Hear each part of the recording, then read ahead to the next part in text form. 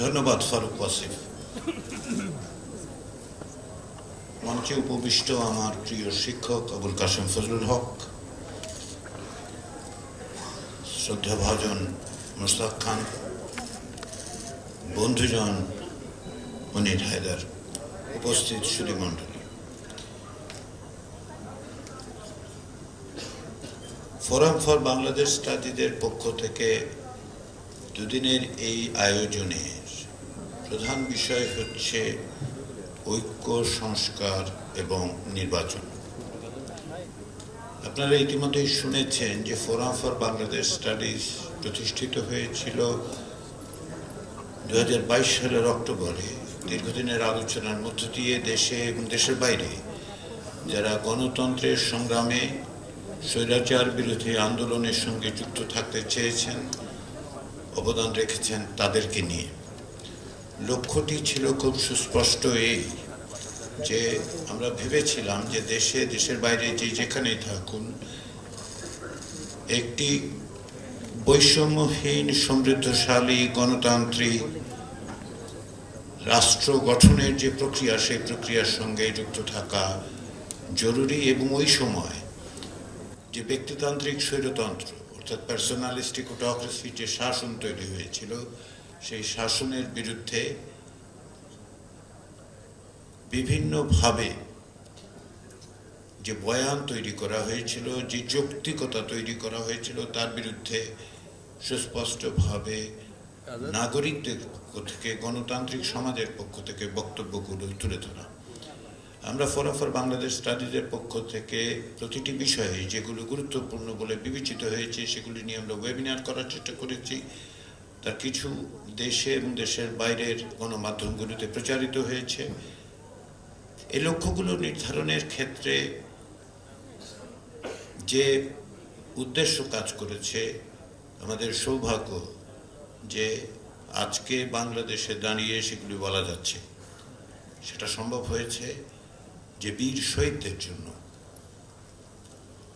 তাদের কাছে তাদের প্রতি কৃতজ্ঞতা জানিয়ে কোনো বক্তব্য রাখার কোনো নৈতিক অধিকার আমার নেই। ফলে যারা এখানে উপস্থিত ছিলেন, যারা উপস্থিত হতে পারেননি কারণ প্রাণ দিয়েছেন, তাদের এবং তাদের পরিবারের কাছে আমি আমার কৃতজ্ঞতা, তাদের প্রতি আমার শ্রদ্ধা জানাই।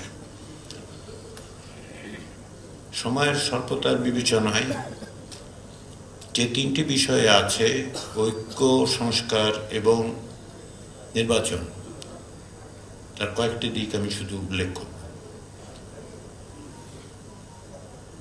আজকের পরিস্থিতিতে যখন গণতান্ত্রিক সংগ্রামের একটি পর্যায়ে আমরা উপস্থিত হয়েছি, সে সময় ঐক্যের প্রশ্নটা কিসের ভিত্তিতে, কিসের ঐক্য চাই আমরা, সেটা নির্ধারণ করা দরকার। প্রথমেই ঐক্যের জায়গাটা হচ্ছে এই যে কেবলমাত্র অতীতে ফ্যাসিবাদের বিরুদ্ধে বা ব্যক্তিতান্ত্রিক স্বৈরতন্ত্রের বিরুদ্ধে যে লড়াই, সেটা ঐক্যের সূচনা মাত্র। এখন যে প্রশ্নে আমাদের ঐক্যের জায়গাটা তৈরি করা দরকার, সেটা হচ্ছে যে আমরা বর্তমান পরিস্থিতির পরেও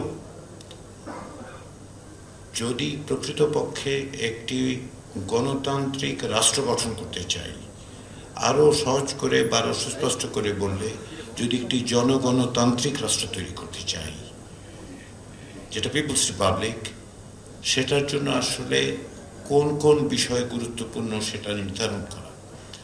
ঐক্যের জায়গাটা সেখান থেকে তৈরি হবে।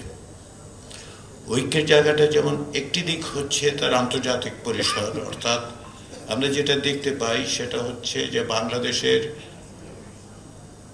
সার্বভৌমত্ব এবং ভৌগোলিক অখণ্ডতার বিরুদ্ধেও এক ধরনের ষড়যন্ত্র হচ্ছে, আক্রমণ আসছে। সেখানে আমাদের একটা ঐক্যের জায়গা আছে, যেটা আপনি জাতীয় ঐক্যের অর্থে বলতে পারেন।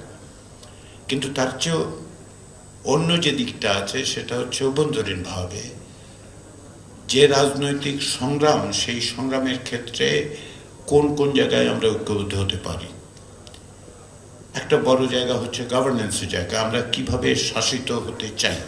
শাসিত শব্দটা অত্যন্ত আপত্তিকর, তা সত্ত্বেও যে জায়গায় আমরা বাংলাদেশের রাষ্ট্রের কোন চরিত্রটা দেখতে চাই, সেটা যদি আমরা নির্ধারণ করতে পারি তাহলে ঐক্যের জায়গাগুলো আছে। এবং সেই জায়গায় আমি বলি, গত কিছুদিন যাবৎ সংবিধান সংস্কার কমিশনের দায়িত্ব প্রাপ্ত হয়ে আমি এবং আমার কমিশন রাজনৈতিক দলগুলোর কাছ থেকে যে সমস্ত মতামত পেয়েছেন, সিভিল সোসাইটির কাছ থেকে যে সমস্ত মতামত পেয়েছেন, বিভিন্ন সংগঠনের কাছ থেকে যেসব মতামত পেয়েছেন, ব্যক্তিদের কাছ থেকে, প্রায় 1 লাখের বেশি মানুষের কাছ থেকে আমরা বিভিন্নভাবে যে মতামত পেয়েছি, তাতে একটা জিনিস আমার কাছে স্পষ্ট, বাংলাদেশে আসলে রাজনৈতিক দল এবং সিভিল সোসাইটি এবং সাধারণ নাগরিকদের মধ্যে ঐকমত্যের জায়গা অনেক বেশি। ঐকমত্যের জায়গাগুলো খুব বেশি এই অর্থে যে তারা একটি গণতান্ত্রিক ব্যবস্থা চান, নাগরিকের অধিকারের নিশ্চয়তা চান, তারা চান এমন একটি নির্বাচনী ব্যবস্থা যেখানে তার ভোট দেবার অধিকার এবং সেই ভোট নির্ধারক হবে। তারা চান যে জবাবদিহিতার ব্যবস্থা থাকবে এবং সর্বোপরি তারা যেটা চান সেটা হচ্ছে ক্ষমতার যেন এক কেন্দ্রীকরণ না ঘটে। গত 15 বছর 16 বছরের সবচেয়ে বড় বৈশিষ্ট্যটি হচ্ছে এই যে প্রাতিষ্ঠানিকভাবে এমন ব্যবস্থা তৈরি করা হয়েছিল যেখানে ব্যক্তির হাতে ক্ষমতা কেন্দ্রীভূত হয়েছিল।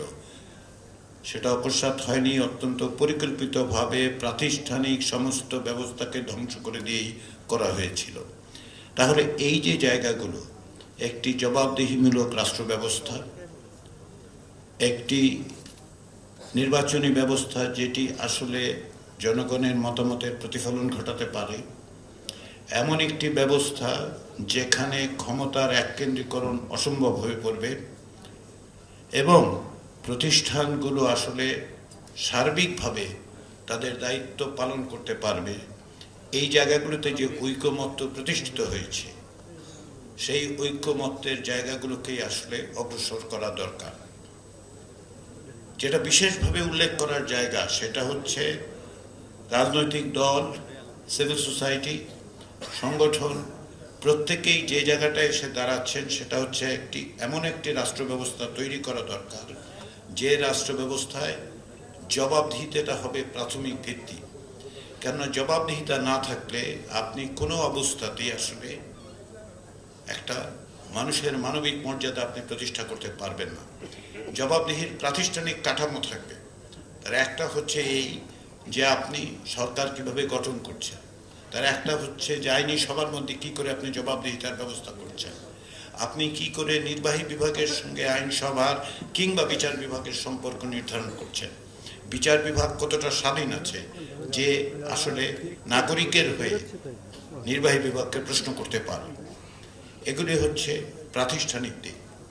কিন্তু প্রাতিষ্ঠানিক দিকের বাইরে যেটা, সেটা হচ্ছে যে আদর্শিকভাবে এই যে কোনো ধরনের জবাবদিহিতা এবং গণতান্ত্রিক এবং অধিকারের জায়গাগুলিকে যখন চ্যালেঞ্জ করা হয়, সেই আদর্শিক জায়গাগুলিকে মোকাবেলা করার মতো শক্তি আছে কিনা এবং সেখানে রাজনৈতিক এবং সামাজিক শক্তিগুলো, সিভিল সোসাইটি এবং সকলে একত্রিত হতে পারছেন কিনা। আজকের প্রশ্ন এই জায়গাটাতে। ঐক্যের প্রশ্ন যখন বলা হচ্ছে তখন ঐক্যটা হচ্ছে একাধারে প্রতিষ্ঠানগুলোর ব্যাপারে তৈরি করার ব্যাপারে সকলের একমত হওয়া, যার অধিকাংশই প্রকৃতপক্ষে আছে। বাকিটা হচ্ছে যে আদর্শিকভাবে বাংলাদেশে যেন আরেকবার স্বৈরতান্ত্রিক ব্যবস্থা তৈরি হওয়ার পথ পদ্ধতি না থাকে, সেই জায়গায় ঐক্যমত্যটা তৈরি করা। তারই ভিত্তিতে আসলে সংস্কারের জায়গাটা আপনাকে বিবেচনা করতে হবে। সংস্কার বলতে আমরা কি বুঝবো? সংস্কার মানে কি প্রাতিষ্ঠানিক সংস্কার? শুধু সংস্কারের একটি দিক হচ্ছে প্রাতিষ্ঠানিক, অবশ্যই প্রতিষ্ঠান, আইন কানুন, মুশতাক খান সেটা উল্লেখ করেছে। কিন্তু আইন কানুনই যথেষ্ট নয়, প্রতিষ্ঠান নিজে সবকিছুর নিশ্চয়তা দিতে পারে না।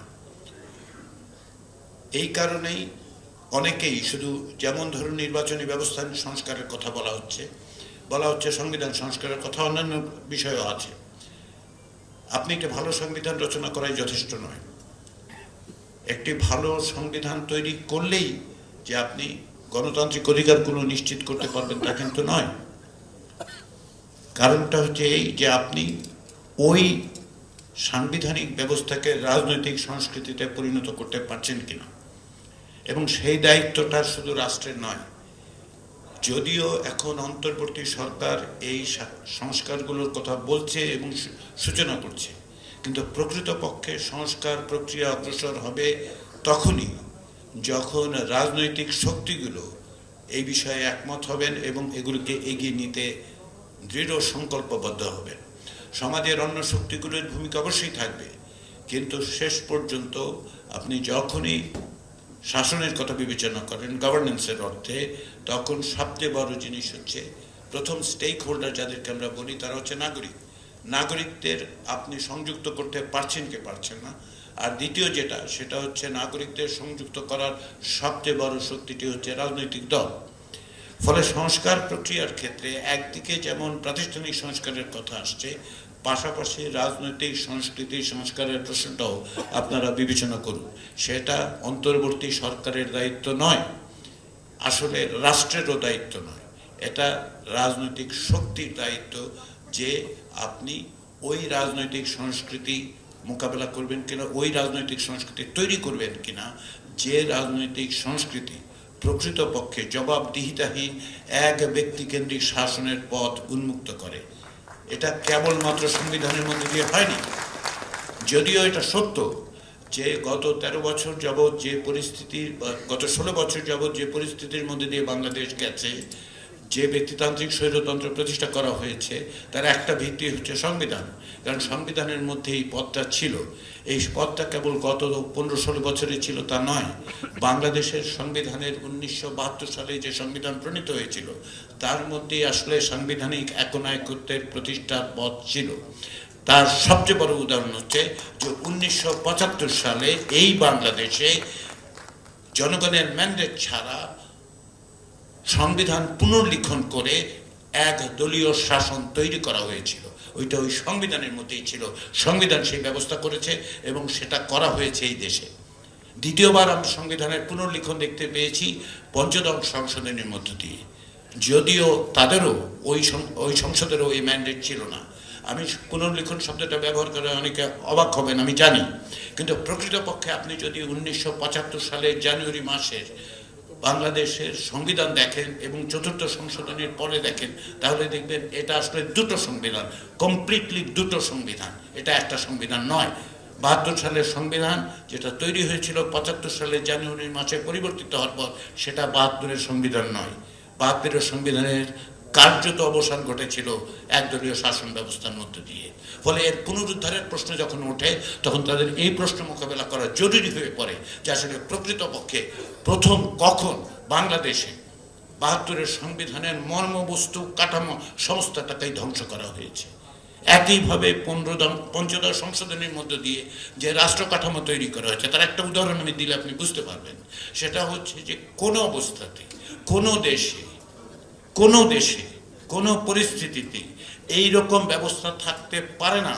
কোনো সংসদ কোনো অবস্থাতেই এটার্নিটি ক্লজ 1/3 একটা সংবিধানের করে দিতে পারে না এই কারণে যে আপনি যখনই সংসদে আপনি নির্বাচিত করছেন কাউকে নির্দিষ্ট সময়ের জন্য করছেন, সেই নির্দিষ্ট সময়ের পরে অন্য সময়ের যারা পরে নির্বাচিত হবেন তাদের জন্য কোনো অবস্থাতেই এই সংসদ সদস্যরা বলে দিতে পারেন না যে আপনি কি করতে পারবেন না। কেননা জনগণের ম্যান্ডেট তারা পেলে যে কোনো কিছু তারা করতে পারবেন। বেসিক স্ট্রাকচারের নামে পঞ্চদশ সংশোধনের মধ্যে দিকগুলো করা হয়েছে।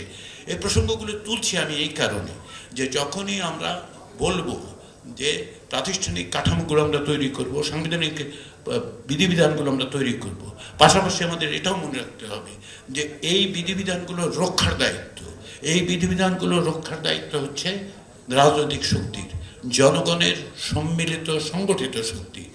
যে কারণে সবসময় বলা হয় যে গণতন্ত্র আসলে রক্ষার বিষয়, শুধুমাত্র প্রতিষ্ঠার বিষয় নয়। যতক্ষণ না পর্যন্ত গণতন্ত্র রক্ষার জন্য প্রতি মুহূর্তে প্রতিদিনের সংগ্রামে আপনি যুক্ত থাকতে পারবেন, আমরা যুক্ত থাকতে পারবো, ততক্ষণ পর্যন্ত কেবলমাত্র প্রাতিষ্ঠানিক ব্যবস্থায় হবে না। সেই কারণে দ্বিতীয় প্রশ্ন যেটা এখানে আছে, আমি যেদিকে আপনাদের মনোযোগ আকর্ষণ করার চেষ্টা করছি সেটা হচ্ছে এই যে সংস্কার বললেই যেভাবে বিবেচনা করা হচ্ছে প্রাতিষ্ঠানিক সংস্কার, সাংবিধানিক সংস্কার, নির্বাচন ব্যবস্থার সংস্কার, এগুলি যথেষ্ট হবে না যদি না পর্যন্ত রাজনৈতিক সংস্কৃতির পরিবর্তনের ক্ষেত্রে এই সংস্কারের বিষয়টা আপনারা বিবেচনা করেন। এটা সরকার পারবে না, এটা প্রকৃতপক্ষে রাষ্ট্রও পারবে না, এটা রাজনৈতিক শক্তির কাজ। এই কাজটি করতে হবে রাজনৈতিক দলকে, তার জন্য অতন্ত্র প্রহরীর মতো থাকতে হবে জনগণকে। এবং এই সংস্কার ছাড়া আপনি যে নির্বাচনই করেন, যত সুষ্ঠু, অবাধ, গ্রহণযোগ্য, অন্তর্ভুক্তিমূলক নির্বাচনই আপনি করেন, রাজনৈতিক সংস্কৃতির সংস্কার ছাড়া, প্রাতিষ্ঠানিক সংস্কারগুলোকে রক্ষা করার পদ্ধতি তৈরি না করে যে নির্বাচন আপনি করবেন, সেই নির্বাচনে কেউ না কেউ অবশ্যই বিজয়ী হবে। তিনি ওই দল 2/3, 3/4, 4/5 যেভাবেই নির্বাচিত হোক, যেটা দাঁড়াবে সেটা হচ্ছে আপনি সেই নির্বাচনের মধ্য দিয়ে সামগ্রিকভাবে গণতান্ত্রিক যে আকাঙ্ক্ষা, গণতান্ত্রিক প্রতিষ্ঠান যেগুলো, সেগুলো আপনি রক্ষা করতে পারবেন না। ফলে নির্বাচন কি জরুরি? অবশ্যই জরুরি। গণতান্ত্রিক প্রক্রিয়ায় নির্বাচন একটি অত্যাবশ্যকীয় শর্ত। কিন্তু কেমন নির্বাচন গণতন্ত্র যে নয়, সেটা বাংলাদেশের মানুষকে বোঝানোর তো কোনো কারণ নেই। 3টি নির্বাচনের নামে যে নাটক করা হয়েছে, মানুষের অধিকারকে যেভাবে লুণ্ঠিত করা হয়েছে, যেভাবে মৌলিকভাবে রাষ্ট্রের যে ভিত্তিভূমি সেটাকে ধ্বংস করা হয়েছে, সেক্ষেত্রে নতুন করে বলার কিছু নেই। সেই জায়গায় দাঁড়িয়ে শুধু আজকে আমরা যখন নির্বাচনের কথা বলবো, তার আগের যে দুটো শর্ত, সেটা হচ্ছে এই রাজনৈতিক ঐক্য, আদর্শিক জায়গা থেকে ভিন্ন মত অবশ্যই থাকবে। আমরা উত্তর কোরিয়া তৈরি করার কোন রকম আকাঙ্ক্ষা নিয়ে বাংলাদেশ স্বাধীন হয় না। উত্তর কোরিয়া তৈরির কোনো আকাঙ্ক্ষা বাংলাদেশের মানুষের নেই। ওইখানে একমত আছে, ওই ঐক্যমত প্রয়োজন নেই। যে ঐক্যমত গণতান্ত্রিক মৌলিক জায়গাগুলোতে আমরা একমত হব এবং অনেক বিষয়ে আমরা ভিন্ন মত পোষণ করব। এবং ভিন্ন মত হচ্ছে গণতন্ত্রের কাঠামো, গণতন্ত্রের ভিত্তি। তাহলে আসুন আমরা ভিন্ন মতের জায়গাগুলো যেমন আমরা চিহ্নিত করি, প্রতিদিন বলি, তেমনিভাবে চিহ্নিত করি আসলে ঐক্যমতের জায়গাগুলো কোথায়। ঐক্যমতের জায়গাগুলোকে সামনে রেখে আমাদের অগ্রসর হতে হবে এবং সেটা সম্ভব। এই কারণে আমি বললাম যে বাংলাদেশের এই সংবিধান সংস্কার কমিশনের দায়িত্বে থাকার কারণে সিভিল সোসাইটি এবং অন্যদের সমস্ত কিছু পাঠ করার পর আমাদের কাছে মনে হয়েছে যে আসলে ঐক্যমতের জায়গাগুলো আছে, আসুন সেগুলো আমরা শক্তিশালী করি। কেননা অর্জনটা ধরে রাখার জন্য যে প্রাণ নাশ হয়েছে, যে মানুষরা আত্মদান করেছেন, যে পরিবারগুলো আজকে এখানে দাঁড়িয়ে বলছে যে তারা বিচার চান, তাদের জন্য এবং একটা বৈষম্যহীন বাংলাদেশ সেটা প্রতিষ্ঠা করার জন্য আসলে যেটা দরকার সেটা হচ্ছে কেবল প্রাতিষ্ঠানিক সংস্কার নয়। কেবল প্রাতিষ্ঠানিক সংস্কার দিয়ে এটা হবে না। রাজনৈতিক সংস্কৃতিতে পরিবর্তনের জন্য ভাবুন, আসুন আমরা সকলে মিলে সেটা করতে পারি কিনা। সেটা করা অসম্ভব? অবশ্যই না। তার সবচেয়ে বড় জিনিস হচ্ছে বাংলাদেশের ইতিহাসের ইতিবাচক দিকগুলিকে যদি আমরা দেখি, তাহলে আমরা বুঝতে পারি বাংলাদেশ পেরেছে একটি ফ্যাসিবাদী শাসনকে মোকাবেলা করে তাকে পরাজিত করতে পেরেছে। যখন সারা পৃথিবী জুড়ে গণতন্ত্রের পশ্চাৎযাত্রা, সেই সময় বাংলাদেশের মানুষ আসলে গণতন্ত্রের পতাকাকে ঊর্ধ্বে তুলে ধরেছে, প্রাণ দিয়েছে। তাহলে সম্ভব। আসুন আমরা বরঞ্চ ঐক্যের জায়গাটা চিহ্নিত করি, আমাদের মতো ভিন্নতার চেয়ে ঐক্যের জায়গাটাকে চিহ্নিত করি। সংস্কার কেবল প্রাতিষ্ঠানিক সংস্কারের কথা বিবেচনা না করি এবং নির্বাচন শুধুমাত্র আনুষ্ঠানিকতা হিসেবে ক্ষমতায় যাওয়ার বিষয় বিবেচনা না করে আসুন সকলের অংশগ্রহণের জায়গাটা তৈরি করি। গণতন্ত্র রক্ষার প্রক্রিয়া হিসেবে যেন আমরা নির্বাচনকে বিবেচনা করতে পারি। সেইটাই হচ্ছে আজকে এবং আগামীকাল ফোরাম ফর বাংলাদেশ স্টাডিজের পক্ষ থেকে এই আলোচনার মধ্যে দিয়ে রাজনৈতিক নেতৃবৃন্দ আশা করছি আমরা যে তাদের মধ্যে এই আলোচনার জায়গাটা তৈরি হবে। তারা চিহ্নিত করবেন, তারা কথা বলবেন এবং আমাদেরকে সমৃদ্ধ করবেন, আমাদেরকে সংযুক্ত করবেন, সকলকে সাথে নিয়ে অগ্রসর হবেন। সেই আশা রেখে সবাইকে ধন্যবাদ জানিয়ে আমি আমার বক্তব্য শেষ করছি। ধন্যবাদ।